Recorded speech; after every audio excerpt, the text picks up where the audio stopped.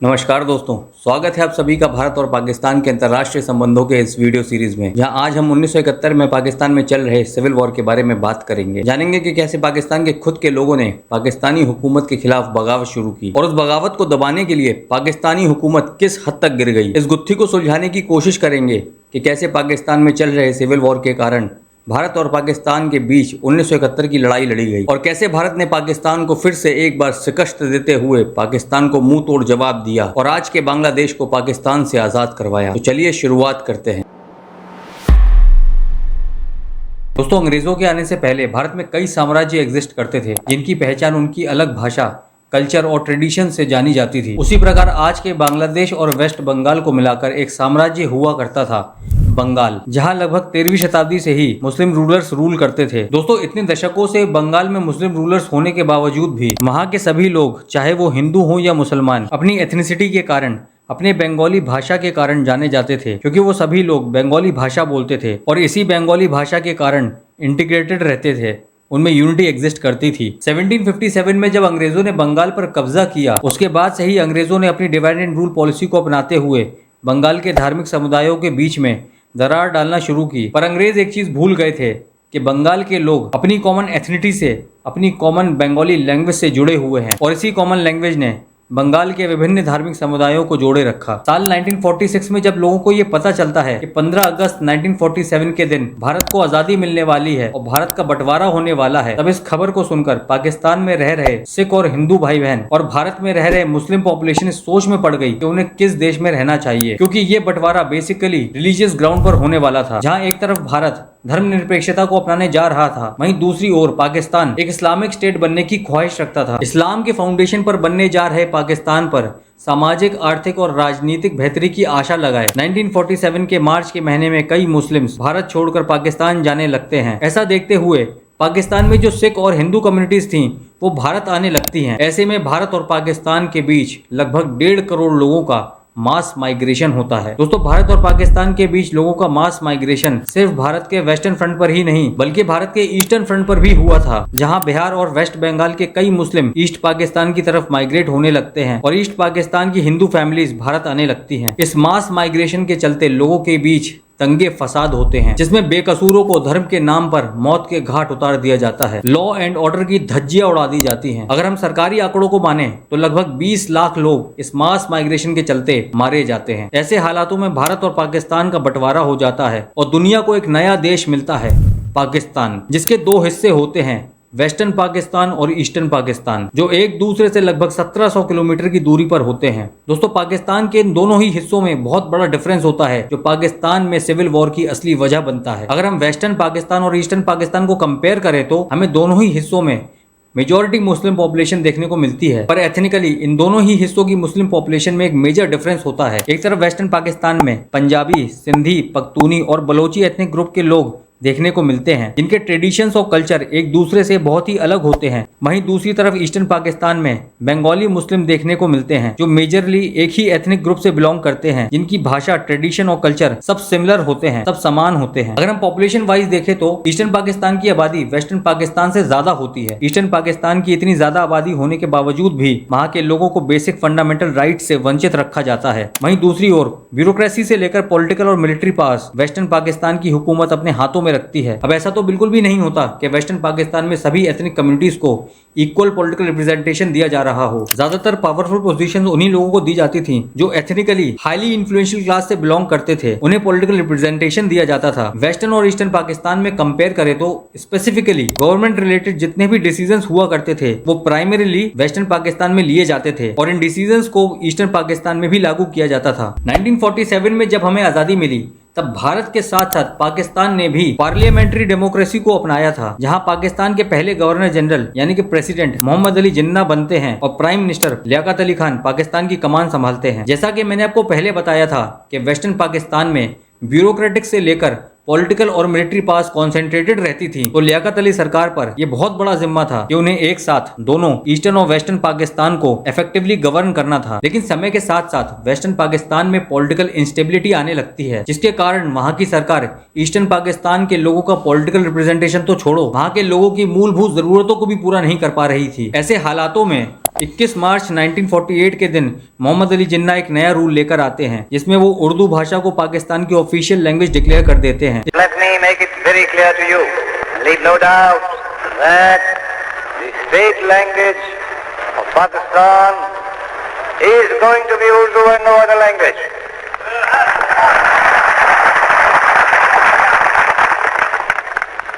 And anyone who tries to mislead you is really the enemy of Pakistan. Without a state language, no nation can remain tied up solidly together and work together. Look at the history. Every government has got to have some state language. Therefore, so far as the state language is concerned, Pakistan's state language shall be Urdu.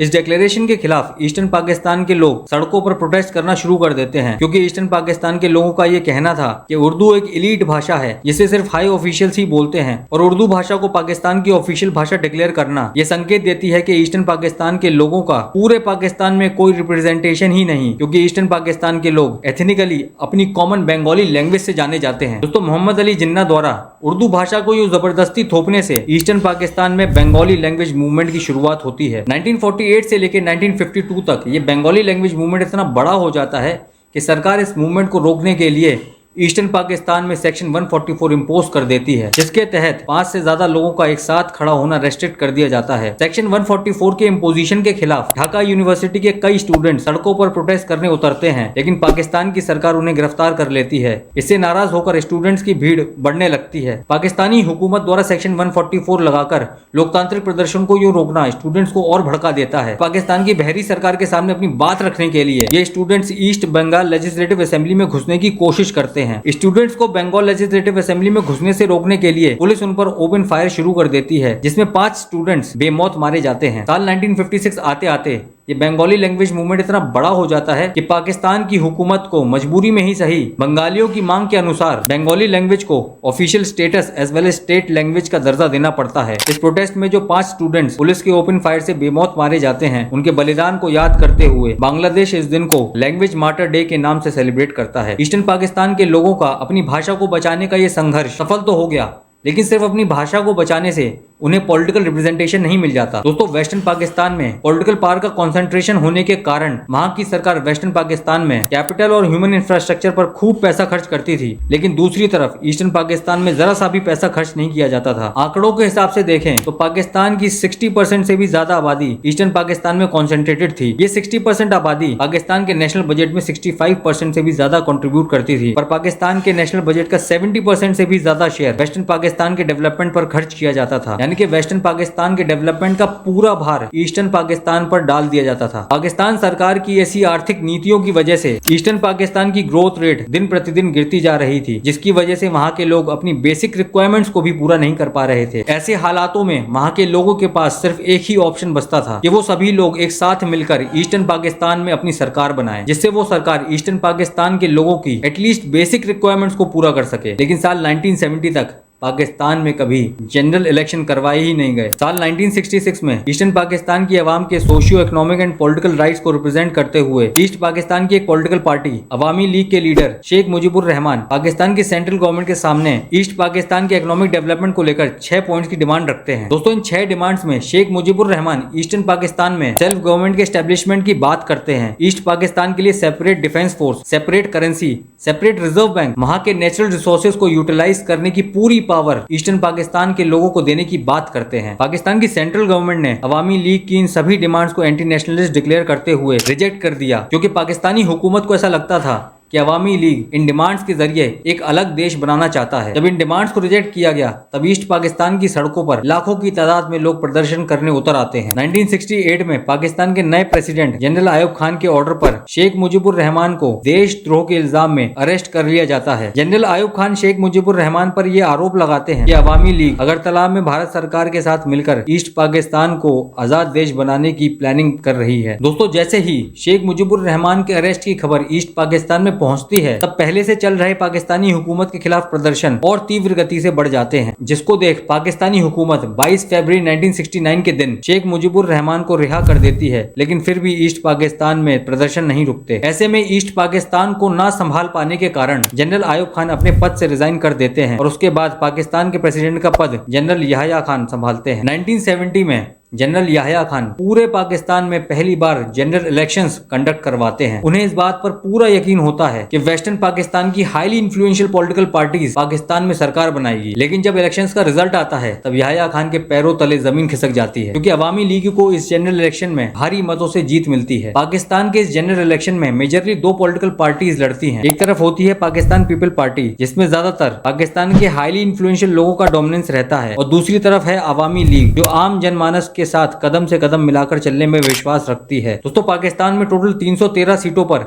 ये दोनों political parties अपने अपने candidates उतारती हैं, जिसमें अवामी league को 167 सीटों पर जीत मिलती है और बाकी बची हुई 86 सीट्स पर पाकिस्तान पीपल पार्टी को कामयाबी मिलती है। दोस्तों, यहाँ इस इलेक्शन में एक बहुत ही इंटरेस्टिंग चीज देखने को मिलती है। अवामी लीग जिसको 167 सीटों पर जीत मिलती है, वो सारी की सारी सीटें अवामी लीग ईस्टर्न पाकिस्तान में ही हासिल कर पाती है। वेस्टर्न पाकिस्तान में अवामी लीग की एक भी सीट नहीं जीत पाती। कुछ ऐसा ही हाल पाकिस्तान पीपल पार्टी का होता है। उन्हें भी ईस्टर्न पाकिस्तान में एक भी सीट नहीं मिल पाती और वो सिर्फ 86 सीटों पर वेस्टर्न पाकिस्तान में ही सिमट कर रह जाते हैं। इस इलेक्शन के बाद अवामी लीग को पाकिस्तान में सरकार बनाने का अधिकार मिल जाता है, लेकिन वेस्टर्न पाकिस्तान के कुछ हाईली इन्फ्लुएंशियल लोगों को अवामी लीग की ये जीत हजम नहीं होती। इसीलिए पाकिस्तान पीपल पार्टी के लीडर जुल्फिकार अली भुट्टो और पाकिस्तान के प्रेसिडेंट याह्या खान अपने मिलिट्री ऑफिशियल्स के साथ मिलकर 1 मार्च 1971 के दिन नेशनल असेंबली को रद्द करने की घोषणा कर देते हैं। मतलब जिस जनरल इलेक्शन में अवामी लीग को भारी मतों से जीत मिलती है, उस इलेक्शन को ही रद्द कर दिया जाता है। लोकतंत्र का ऐसा भद्दा मजाक उड़ते हुए देख ईस्टर्न पाकिस्तान की अवाम एक बार फिर से सड़कों पर प्रदर्शन करने उतर आती है। ऐसे में अवामी लीग के लीडर शेख मुजीबुर रहमान अपनी जनता का समर्थन करने के लिए सड़क पर उनके साथ उतर आते हैं और ईस्टर्न पाकिस्तान को स्वतंत्रता मिलने से पहले ही स्वतंत्र घोषित कर बांग्लादेश नाम दे देते हैं। दोस्तों, ईस्टर्न पाकिस्तान की अवाम पाकिस्तान सरकार के किसी भी ऑर्डर को मानने से मना कर देती है। ऊपर से ईस्टर्न पाकिस्तान में प्रोटेस्टर्स ऑर्गेनाइज होकर अपनी एक इंडिपेंडेंट आर्मी बना लेते हैं, जिसे मुक्ति बहानी नाम दिया जाता है, जिसका सिर्फ एक ही लक्ष्य होता है, बांग्लादेश की आजादी। मुक्ति बहानी की रिवॉल्यूशनरी एक्टिविटीज को रोकने के लिए मार्च 1971 में याह्या खान के ऑर्डर पर पाकिस्तानी सोल्जर्स को ईस्टर्न पाकिस्तान में भेजा जाता है। मुक्ति बहानी से निपटने के लिए पाकिस्तान सरकार एक east Pakistan central peace committee बनाती है, जिसे शांति बहानी नाम दिया जाता है। लेकिन दोस्तों, शांति कायम करने की बजाय इस कमेटी के सोल्जर्स ईस्टर्न पाकिस्तान के लोगों का शोषण करना शुरू कर देते हैं, जिससे वहां की अवाम वेस्टर्न पाकिस्तान से अपने सभी नाते तोड़ लेती है। ऐसे समय में जब पाकिस्तान सरकार को कुछ भी समझ में नहीं आ रहा था, तब बंगालियों की अलग देश की मांग को दबाने के लिए पाकिस्तान सरकार एक ऐसी घटिया कॉन्स्पिरेसी रचती है, जिसे सुनकर आप भी पाकिस्तानी सेना से नफरत करने लगेंगे। 25 मार्च 1971 को पाकिस्तान आर्मी ईस्ट पाकिस्तान में जेनोसाइड यानी कि नरसंहार प्लान करती है, जिसको ऑपरेशन सर्च लाइट नाम दिया जाता है, जिसका मकसद होता है कि ईस्ट पाकिस्तान में उठ रही आजादी की आवाज को दबाना। जिसके लिए पाकिस्तानी सोल्जर्स सबसे पहले शेख मुजीबुर रहमान को जेल में डालते हैं। उसके बाद पाकिस्तानी सोल्जर्स लोगों की हत्याएं करते हैं, औरतों का बलात्कार करते हैं। ऐसा अनुमान लगाया जाता है कि पाकिस्तानी आर्मी ने लगभग 30 लाख बंगालियों को मौत के घाट उतार दिया। 4 लाख लड़कियों और औरतों के साथ सामूहिक दुष्कर्म करके उन्हें मार दिया गया। ऐसे खतरनाक हालातों में लाखों की संख्या में लोग अपनी जान बचाते हुए भारत की तरफ आने लगते हैं। उस समय भारत की भी आर्थिक स्थिति ठीक नहीं थी, लेकिन फिर भी भारत सरकार उन 1 करोड़ से भी ज्यादा लोगों को भारत में शरण देते हैं, जो अपनी जान बचाते हुए भारत माँ की शरण में आए थे। दोस्तों, 200 साल की अंग्रेजी गुलामी का दर्द भारत अच्छे से समझता है। इसीलिए भारत सरकार ने यह फैसला किया कि वो बांग्लादेश को पाकिस्तान सरकार की बर्बरता से आजाद करवाएगा, और इस तरह भारत बांग्लादेश लिबरेशन वॉर का हिस्सा बन जाता है। 10 अप्रैल 1971 के दिन पश्चिम बंगाल की राजधानी कलकत्ता में अवामी लीग के leader people Republic of Bangladesh government को बनाते हैं, यानी कि बांग्लादेश सरकार को बनाते हैं। शेख मुजीबुर रहमान बांग्लादेश के पहले राष्ट्रपति बनाए जाते हैं और तजुद्दीन अहमद को बांग्लादेश का प्रधानमंत्री चुना जाता है। 28 अप्रैल 1971 के दिन भारत की प्रधानमंत्री miss Indira Gandhi chief of army staff general Sam Manekshaw से बांग्लादेश में हो रहे नरसंहार के बारे में डिस्कस करती हैं और उन्हें कहती हैं कि वो बांग्लादेश को आजाद करवाने के लिए जंग की तैयारी करें। लेकिन सैम मैनेक्शॉ मिस गांधी को ये कहते हैं कि मॉनसून के सीजन में बांग्लादेश में बाढ़ आने की संभावना ज्यादा होती है, इसीलिए अभी किसी भी तरह की जंग में जीत हासिल करना मुश्किल है। इसीलिए बांग्लादेश को आजाद करवाने का सही समय साल के आखिरी महीनों की सर्दियों में रखा जाता है। जंग की तैयारी के लिए इंडियन आर्मी सबसे पहले मुक्ति बाहिनी को ट्रेनिंग देती है। उन्हें गोरेला वॉरफेयर और सभी तरह की टैक्टिक्स और स्ट्रेटेजीज सिखाई जाती हैं। साथ ही साथ भारत सरकार मुक्ति बाहिनी को सभी तरह के जरूरी हथियार भी मुहैया करवाती है। बांग्लादेश को पाकिस्तान से आजाद करवाने के लिए भारत का ये मुक्ति बाहिनी को सपोर्ट करना पाकिस्तान सरकार को रास नहीं आता। इसलिए पाकिस्तान 3 दिसंबर 1971 के दिन भारत के खिलाफ एक ऑपरेशन लॉन्च कर देती है, ऑपरेशन चंगेज खान, जिसके अंतर्गत पाकिस्तानी एयरफोर्स भारत के 11 एयरफील्ड्स को अपना निशाना बनाते हैं। पाकिस्तानी एयरफोर्स का ये प्लान होता है कि भारत के 11 रेडार स्टेशंस को तबाह करके वो भारत के फाइटर जेट को वॉर से अलग रख सकते हैं, लेकिन किसी कारणवश पाकिस्तानी एयरफोर्स का एक भी निशाना सटीक नहीं बैठता। ऐसे समय में भारत की प्रधानमंत्री मिस इंदिरा गांधी भारत की जनता को ऑल इंडिया रेडियो पर इस युद्ध की सूचना देती हैं। कुछ ही घंटे पहले करीब 5:30 बजे शाम के 3 दिसंबर को पाकिस्तान ने हमारे ऊपर एक हमला किया। पाकिस्तानी हवाई जहाजों ने हमारे अमृतसर, पठानकोट, श्रीनगर, अवंतीपुर, उत्तरलाई, जोधपुर, अंबाला और आगरे के हवाई अड्डों पर बमबाजी की। मुझे जरा भी संदेह नहीं है कि विजयी भारत की जनता की, भारत की बहादुर सेना की होगी। दोस्तों, पाकिस्तान के फाइटर जेट भारत के एयरफील्ड को छू भी नहीं पाते, लेकिन इंडियन एयरफोर्स पाकिस्तान के फाइटर जेट को टारगेट करते हुए, उनका पीछा करते हुए पाकिस्तान में घुसकर वेस्टर्न पाकिस्तान के कई रनवेज को तबाह कर देती है। कुछ ऐसा ही हाल इंडियन एयरफोर्स ईस्टर्न पाकिस्तान के मेजर रनवेज का भी करती है, जिसकी वजह से बहुत दिनों तक पाकिस्तानी एयरफोर्स अपने एयर बेसिस को यूज नहीं कर पाते हैं। पाकिस्तान की रीढ़ की हड्डी को तोड़ने के लिए भारत पाकिस्तान की अर्थव्यवस्था पर हमला करता है। भारत को यह पता था कि कराची पोर्ट पाकिस्तान का सबसे बड़ा हेडक्वार्टर है, जो पाकिस्तान के मैरीटाइम ट्रेड के लिए एक बहुत ही महत्वपूर्ण बंदरगाह है, क्योंकि इस कराची पोर्ट से पाकिस्तान सरकार को सबसे ज्यादा कमाई होती थी, जिससे पाकिस्तान को इकोनॉमिकली सबसे ज्यादा फायदा मिलता था। तो भारत सरकार ने सोचा कि अगर इस पोर्ट को ही तबाह कर दिया जाए तो पाकिस्तान की इकोनॉमी बुरी तरह क्रैश कर जाएगी। इसीलिए इंडियन नेवी कराची पोर्ट को तबाह करने के लिए एक ऑपरेशन शुरू करती है, ऑपरेशन ट्राइडेंट, जिसके अंतर्गत इंडियन नेवी का यह प्लान होता है कि वो पाकिस्तान की वॉरशिप्स को तबाह कर दे, जिसके लिए इंडियन नेवी को रात का इंतजार करना होता है, क्योंकि पाकिस्तान के फाइटर जेट रात में ऑपरेट नहीं हो सकते। 4 दिसंबर की रात आते आते भारत के आईएनएस वीर, आईएनएस निर्घात और आईएनएस निपात पाकिस्तान के वॉरशिप सहित कराची पोर्ट को तबाह कर देते हैं। इस तबाही से पाकिस्तान लगभग 10 दिनों तक कराची पोर्ट में लगी हुई आग को बुझाने में लगा रहता है। दुनिया भर में इंडियन नेवी द्वारा कराची पोर्ट पर लगाई हुई आग बिगेस्ट बॉनफायर के नाम से प्रसिद्ध होती है और इंडियन नेवी 4 दिसंबर एज इंडियन नेवी डे के रूप में सेलिब्रेट करता है। इस बेइज्जती का बदला लेने के लिए पाकिस्तान भारत के ओखा पोर्ट के समुद्री तट पर खड़ी मिसाइल बोट्स को अपना निशाना बनाती है, लेकिन पाकिस्तान के अटैक करने से पहले ही भारत अपनी मिसाइल्स बोट को ओखा पोर्ट से हटा लेता है। दोस्तों, पाकिस्तान नेवी ये जानती थी कि भारत ने ईस्ट पाकिस्तान के समुद्री तट पर आईएनएस विक्रांत को डिप्लॉय किया है। पाकिस्तान का ये मानना था कि अगर आईएनएस विक्रांत को तबाह कर दिया जाए तो इंडियन नेवी इस जंग में हार सकती है। तो पाकिस्तान ने अरेबियन सी के रास्ते पीएनएस गाजी को ईस्ट पाकिस्तान में भेजने का प्लान बनाया, लेकिन पाकिस्तान नेवी का ये प्लान भी फेल हो जाता है, क्योंकि इंडियन नेवी को पाकिस्तान की इस साजिश के बारे में पता लग जाता है। तो इंडियन नेवी पीएनएस गाजी को चकमा देने के लिए विशाखापट्टनम के समुद्री तट पर आईएनएस राजपूत को डिप्लॉय कर देता है और पाकिस्तान नेवी को ऐसा जताया जाता है कि आईएनएस विक्रांत विशाखापट्टनम के समुद्री तट पर खड़ा हुआ है। जब आईएनएस राजपूत को आईएनएस विक्रांत समझकर पाकिस्तान का पीएनएस गाजी विशाखापट्टनम के समुद्री तट पर पहुंचकर आईएनएस राजपूत पर अटैक करने वाला ही होता है, उससे पहले ही आईएनएस राजपूत पीएनएस गाजी पर अटैक कर पीएनएस गाजी के साथ साथ पाकिस्तान नेवी के आईएनएस विक्रांत को तबाह करने के मंसूबे को नेस्त नाबूद कर देता है। दोस्तों, 4 दिसंबर को पाकिस्तान राजस्थान के लोंगेवाला पोस्ट से भारत पर हमला करता है। पाकिस्तान जैसलमेर के रास्ते दिल्ली पहुंचने की साजिश रचता है, जिसके लिए पाकिस्तान 2000 से ज्यादा सोल्जर्स, 59 टैंक्स और एक मोबाइल इन्फेंट्री ब्रिगेड लेकर लोंगेवाला पोस्ट पर हमला करना शुरू कर देता है। लोंगेवाला पोस्ट पर पाकिस्तानी सेना को काउंटर करने के लिए मेजर कुलदीप सिंह चंदपुरी की लीडरशिप में भारतीय सेना की 23वीं बटालियन पंजाबी रेजिमेंट कंपनी सिर्फ 120 सोल्जर्स के साथ पाकिस्तानी सेना का सामना करती है और 7 दिसंबर के दिन इंडियन एयरफोर्स के HAL HF-24 मारूत फाइटर्स और हॉकर हंटर एयरक्राफ्ट पाकिस्तान को मुंह तोड़ जवाब देते हैं। लोंगेवाला की इस लड़ाई में पाकिस्तान अपने कई सोल्जर्स के साथ साथ अपनी 3600 स्क्वायर किलोमीटर एरिया की जमीन भारत के हाथों खो बैठता है। पाकिस्तान से निपटने के लिए भारतीय सेना एक तरफ भारत के वेस्टर्न फ्रंट में डिफेंसिव स्ट्रेटेजी को अपनाती है, वहीं दूसरी तरफ भारत के ईस्टर्न फ्रंट में ऑफेंसिव स्ट्रेटेजी को अपनाती है। यानी कि इंडियन आर्मी इंडिया के वेस्टर्न फ्रंट में अटैक की बजाय डिफेंस पर काम करती है, वहीं दूसरी ओर ईस्टर्न फ्रंट में Indian army aggressively attacking strategy को अपनाती है। ऑपरेशन ट्राइडेंट के बाद